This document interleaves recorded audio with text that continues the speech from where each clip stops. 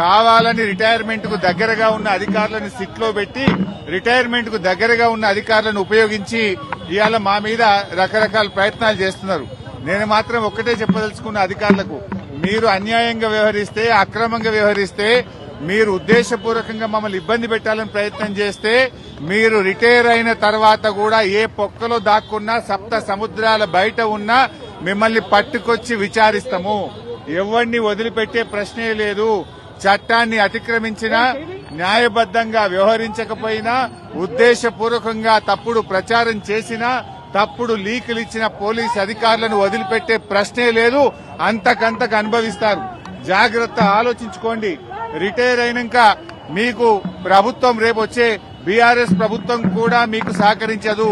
మీ సొంత డబ్బులతో సొంత లాయర్లను పెట్టుకుని మీరు కేసులు వాదించుకోవాల్సి వస్తుంది.